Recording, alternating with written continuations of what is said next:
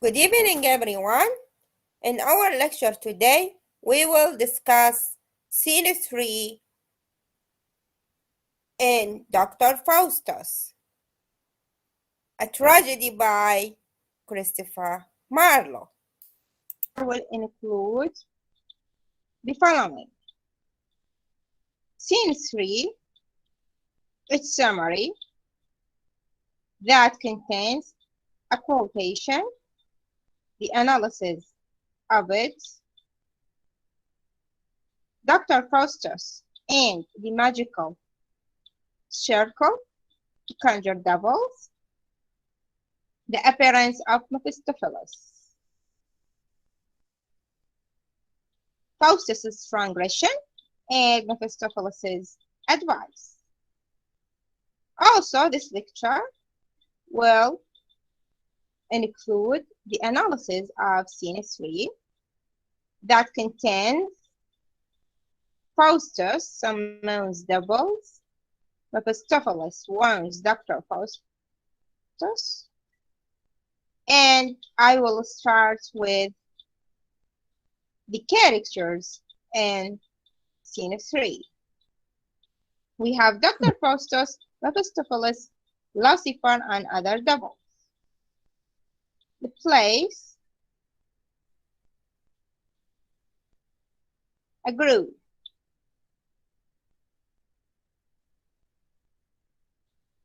Starting with the summary of Scene 3. We have a quotation. Mephistophilis, why this hair? Nor am I out of it. Thinkst thou that I, who saw the face of God, and tasted the eternal joys of heaven, am not tormented with 10,000 hells in being deprived of everlasting bliss? O Faustus, leave these frivolous demands, which strike a terror to my fainting soul. Faustus, what is the great Mephistophilis so passionate for being deprived of the joys of heaven? Learn thou, Faustus, manly fortitude, and scorn those joys thou never shalt possess. The analysis. Well, the quote, Faustus, learn thou of Faustus' manly fortitude. Actually, this exchange shows Faustus at his most willfully blind, as he listens to Mephistophilis describe how awful hell is for him, even as a devil. And as he then proceeds to dismiss Mephistophilis' words, literally urging him to have manly fortitude. However, the dialogue also shows Mephistophilis in a peculiar light.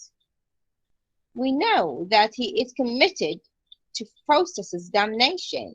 He has appeared to Faustus because of his hope that Faustus will renounce God and swear allegiance to Lucifer. Mephistophilis, on his part, said, leave these frivolous demands, which strike a terror to my fainting soul. There is a parallel here between the experience of Mephistophilis and that of Faustus. Just as Faustus now is, Mephistophilis was once prideful and rebelled against God. Like Faustus, he is damned forever for his sin.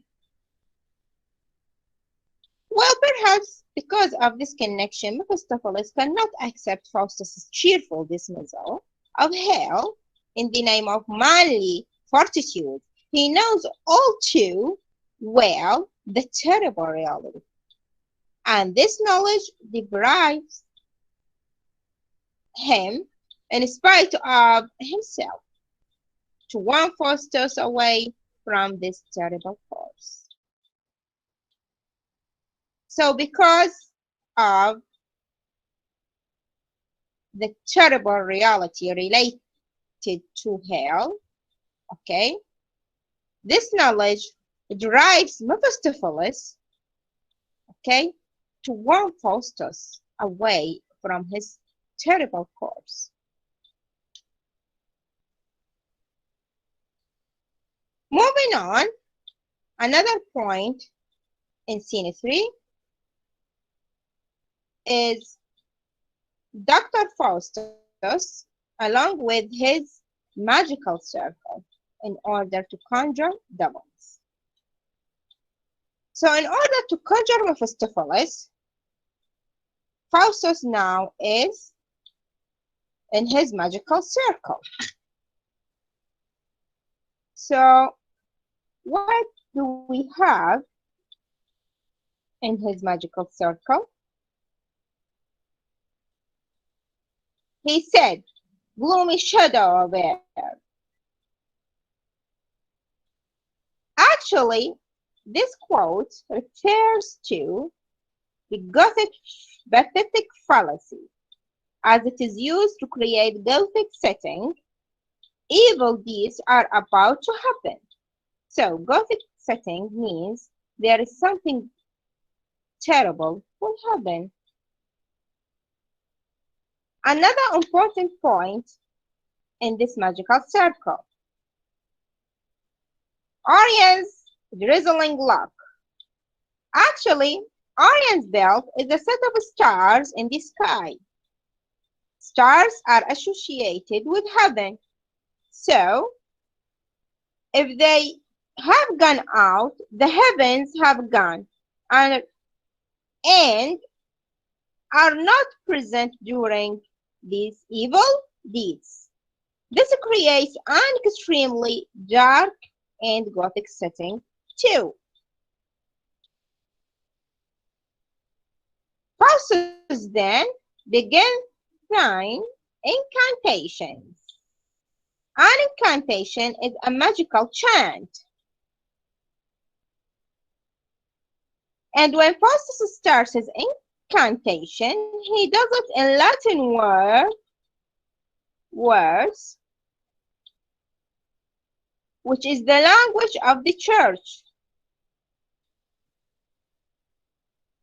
This makes it clear that he is being blasphemous. He has misused holy symbols and has used devilish imagery.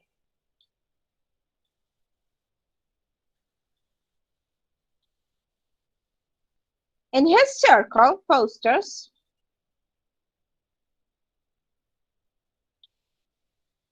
says, and try if devils will obey. They haste. Faustus here is basically praying to the devil, which is blasphemous to heaven and God. Within this circle is Jehovah's name. Faustus is being very blasphemous here, as he is writing God's name for the use of dark arts, forward and backward, anagrammatized.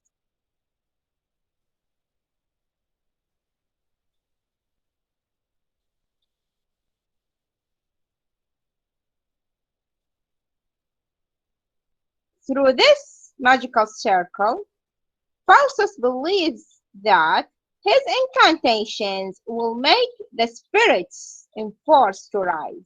However, this is not true because Mephistopheles comes at his own accord, not because Faustus made him come. For this reason, a Gothic setting has been created at the moment Faustus tries to summon up Mephistopheles, because there is an element of supernatural with the symbols on the floor. Faustus's actions are one of evil and blasphemous. The setting is dark with the lack of any stars, that is to say, heaven, being present. He enchants to bring up the devil to obey him. So now, after setting the magical circle, Mephistopheles, the devil, should appear. However, as I have just said, his appearance is not because Faustus appeared, but because he wanted to appear. So the appearance of Mephistopheles. Well, the devil Mephistopheles appears before Faustus, who commands him to depart and return dressed as a Franciscan friar. Thy holy shade becomes a double fist. At this moment, Mephistopheles vanishes, and Faustus remarks on his obedience. Mephistopheles then reappears, dressed as a monk, and asks Faustus what he desires. Faustus demands his obedience, but Mephistopheles says that he is Lucifer's servant and can obey only Lucifer. He asks that he came because he hears Faustus deny obedience to God and hope to capture his soul. Moving on to the most important point here, which is Faustus's transgression and Mephistopheles' advice.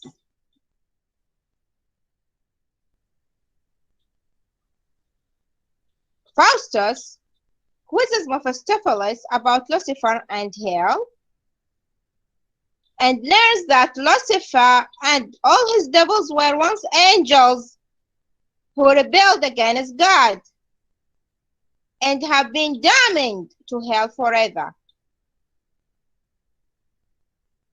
Faustus points out that Mephistopheles is not in hell now, but on earth. Faustus is so transgressing here. Mephistopheles insists, however, that he and his fellow demons are always in hell, even when they are on earth, because being deprived of the presence of God, which they once enjoyed, is hell enough. However, Faustus dismisses this sentiment as a lack of fortitude on Mephistopheles' part, and then declares that he will offer his soul to Lucifer in return for 24 years of Mephistopheles' service.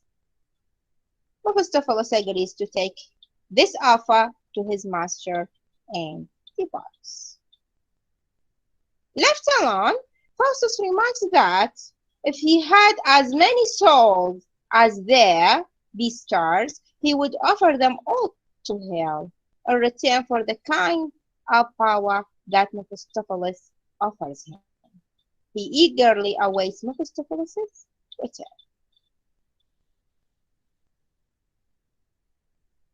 The analysis of scene 3. Well,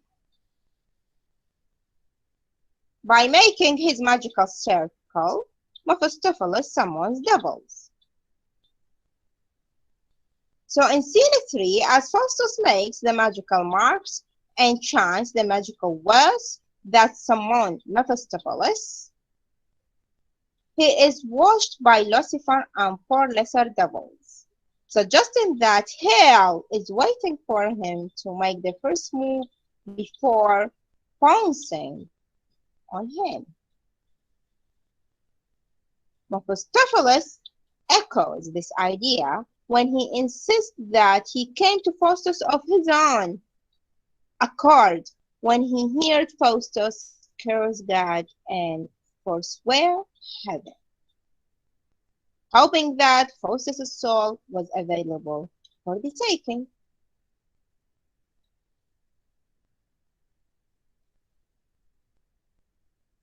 However, Mephistopheles warns Dr. Faustus.